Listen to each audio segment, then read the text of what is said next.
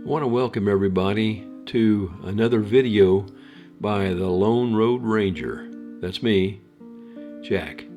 And it's all about Altoona, Kansas. And it's a pretty nice little town, even though they've lost a lot of their population, like a lot of these little towns I do videos about. They still have a nice, clean town and good people. That's the main thing.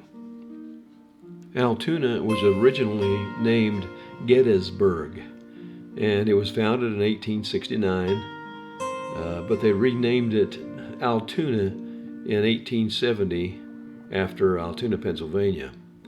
The first post office in Altoona was established in April of 1870. The railroad came through, and it was about 1885 before that was there.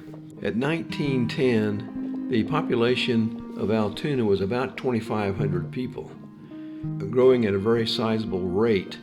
They had a smelters, a glass plant, 2 brick plants, a cement plant at North Altoona, which started production in 1909. Somewhere around 1912 to 1914, Altoona started experiencing a rapid decrease in population because 4 of the 5 sizable industries that provided jobs for Altoona residents went out of business. This was caused largely because the industry miscalculated the size of the gas available to them underground and considered it almost inexhaustible. They found that not to be the case. The population since those days, over 100 years ago, has continued to diminish to where in Altoona the population today is around 354 people.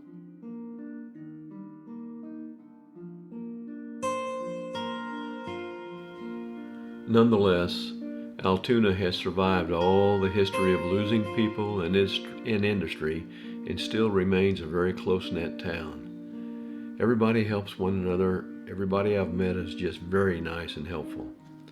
The park that is showing now is an example of how everybody got together and put this park together. It's the new Altoona City Park, and it was all done with volunteer work. This happened about 10 years ago, and it still looks like brand new.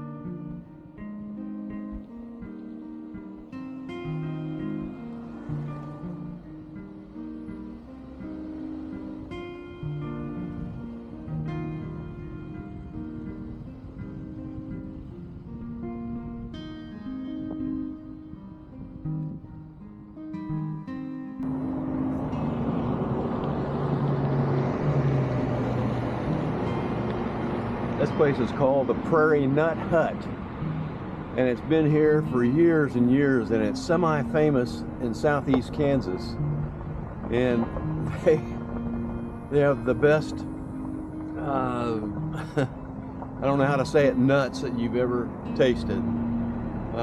People come from all around to have that specialty, but you might be interested in that.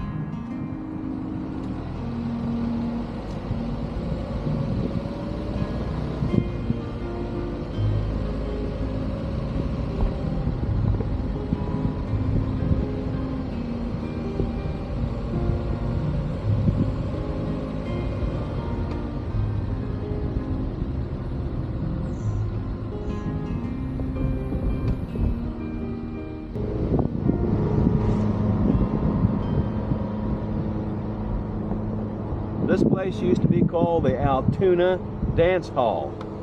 And my mom and stepdad used to love to come here every weekend and dance. They'd even bring our kids, their grandkids, with them so they could watch them dance too. It was fun. They really enjoyed that.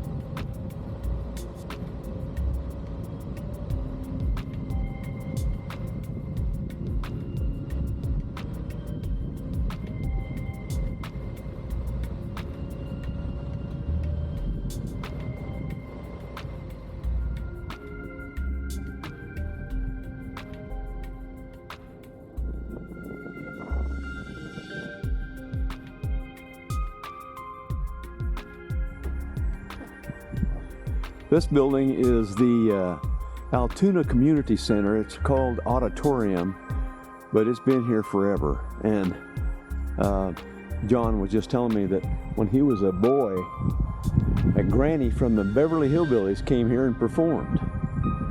I don't remember her name, but I'll find out before we're done here. Still a big building. I wish I could go in, but it's not open. Pretty interesting though.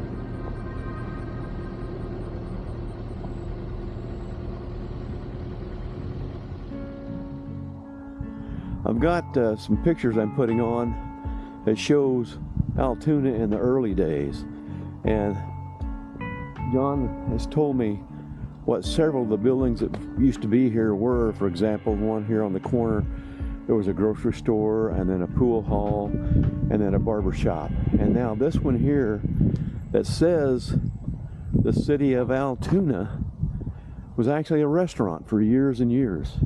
And I could see that. Just looks like a restaurant, really. This next building that has two entry doors on it, the right side there was a Zenith sales and repair shop, and the one on the left was a laundromat. Then the next store to the left was a drugstore, and it had a soda fountain and an ice cream bar. And I'll bet that was fun.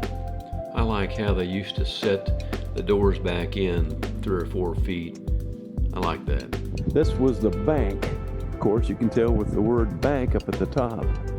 Very well built, very sturdy building. There's not a separation on those bricks anywhere, not a crack anywhere. It's still a sturdy building, looks like. And of course, there's two thick walls here, one up against the other. And this used to be the Masonic Hall. And he said upstairs, above that hall, was a roller skating rink. Very interesting. Those walls look like they're about 2 foot thick, and they probably acted as a good insulation against the elements.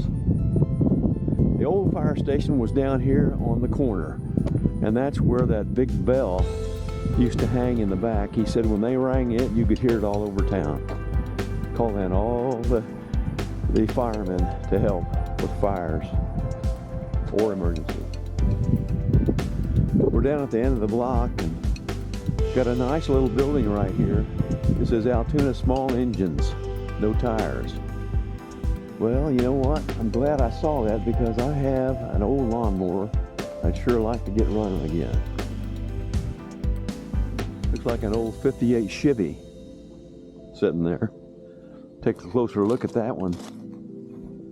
You don't see too many of those around anymore. Looks like a 58.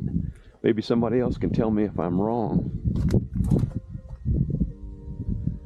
I think it's a 58 Chevy.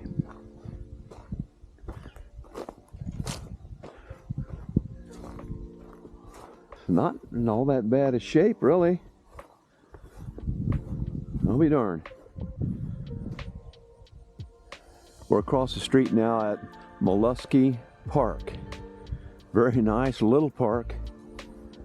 Has some playground equipment and several picnic tables that are sheltered. That's a pretty cool deal. Really neat. They have a public library here. Today is Monday, but it opens at 1 p.m. and right now it's about 10 a.m. Maybe I'll hang around, check it out. Nice little building. Pretty darn neat. And of course the fire department, man, that is nice. That's a real nice fire department. And City Hall. Very impressive.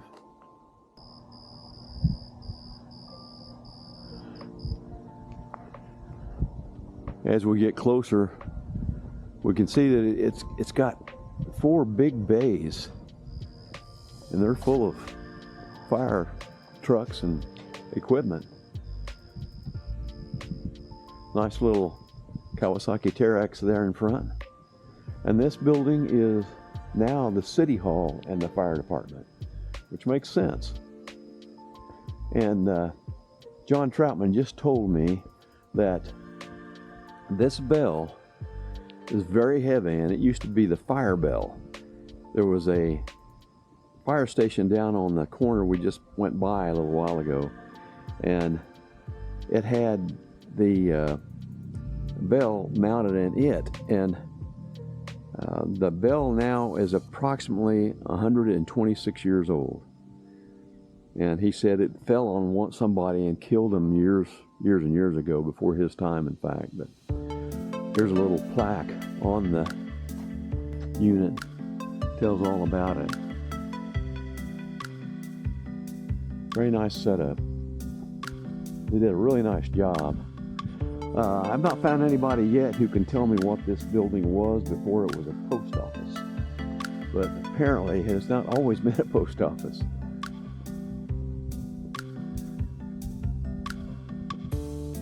And then there's this last building on the end that's covered with moss and vines and trees.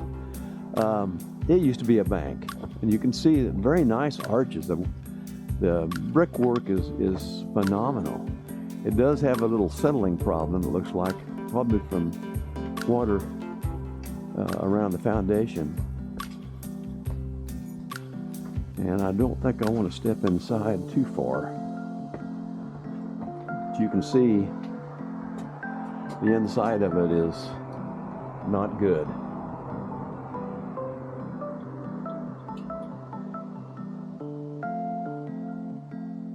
It was well constructed at one time.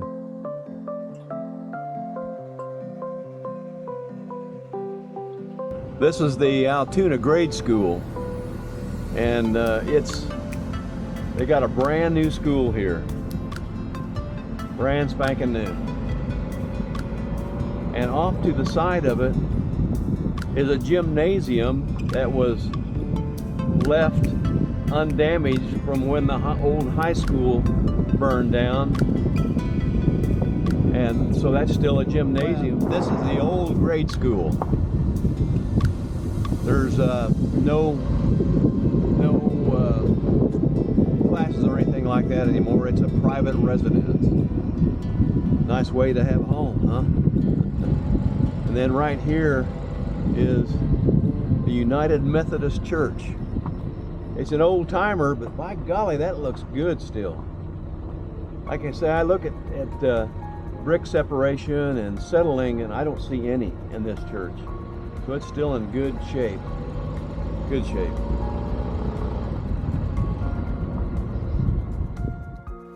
I want to say something about Altoona's most famous person, Tom Hamilton.